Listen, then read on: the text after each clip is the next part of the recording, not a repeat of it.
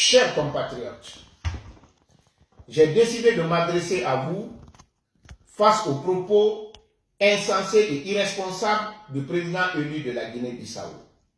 Je commencerai d'abord par vous renouveler mes souhaits de nouvel an. Que l'année 2020 nous apporte tout ce qui est bon et nous écarte de tout ce qui est mauvais.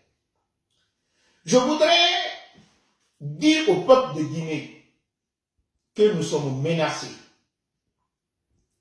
Menacés par les propos belliqueux, insensés et irresponsables de Oumar Ambalo. Mais pas seulement lui seul, mais surtout par ses complices à l'interne, que chacun de nous connaît. Mais je voudrais dire aussi au peuple de Guinée-Bissau, qui est un peuple frère, pour lequel la Guinée et les Guinéens ont consenti d'énormes sacrifices et la Guinée a payé de lourds tributs pour la lutte de libération de la Guinée-Bissau. Point n'est besoin de vous rappeler que même l'agression de 22 novembre 1970 est la conséquence directe du soutien du régime d'alors en faveur du PAIGC qui a mené le pays à l'indépendance nationale.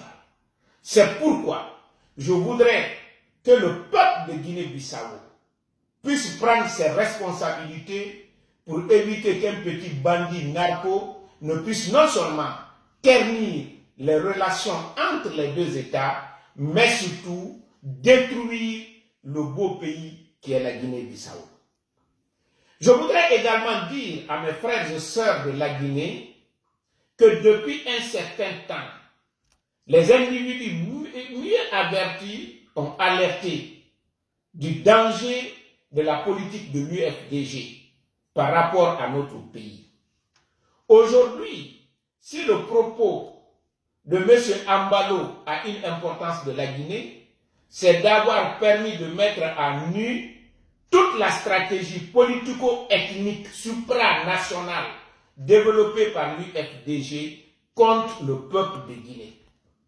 Il est important de rappeler que si demain vous votez pour l'UFDG, vous allez non seulement perdre votre indépendance, perdre votre honneur, mais surtout vos ressources, qui ne seront plus pour les filles et fils de la Guinée, mais qui seront développés au profit d'une structure ethno-internationale au détriment du peuple de Guinée.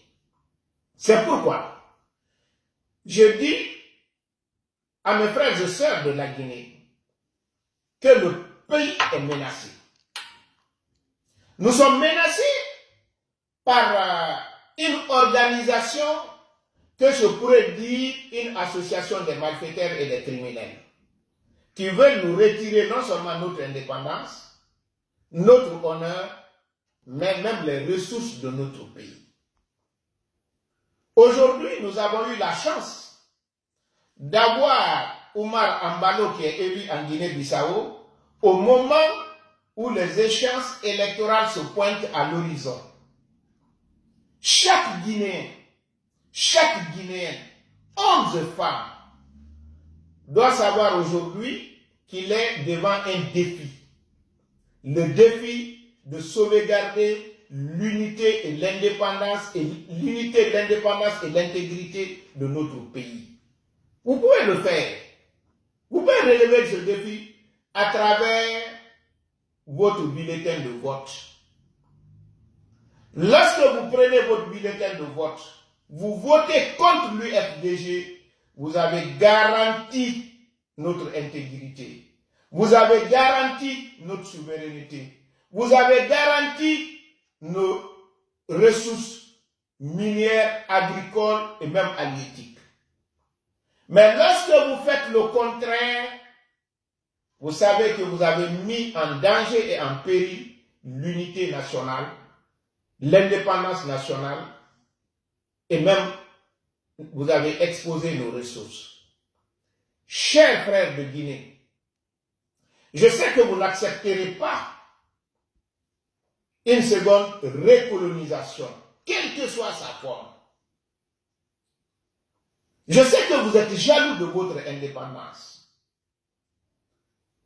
Je sais, par conséquent, que vous reconnaissez que le professeur Alpha Condé, en dépit du fait que nous n'avons pas atteint tout ce que nous souhaitons, mais il a apporté quelque chose à la Guinée et à l'Afrique.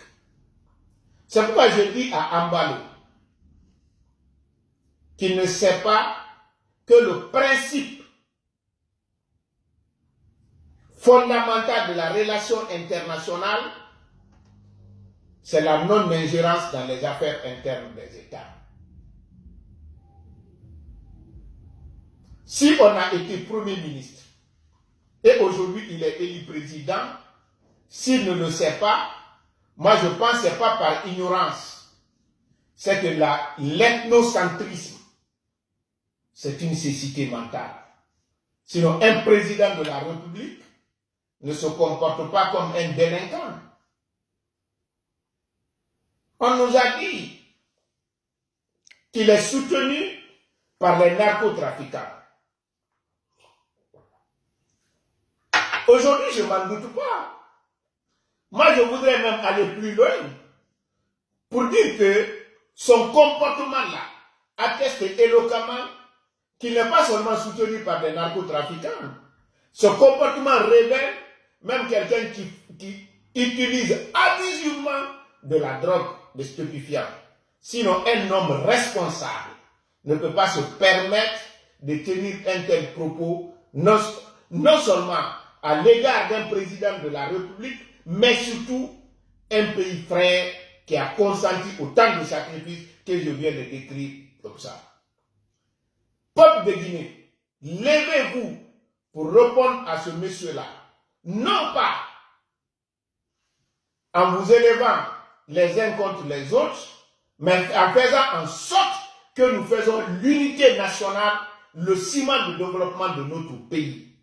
Il ne faudrait pas que les individus qui ont perdu le Nord puissent opposer les Guinéens. Quel que soit le problème, nous sommes des Guinéens, personne n'est supérieur à l'autre ici, et nous devons faire face ensemble aux défis qui nous attendent.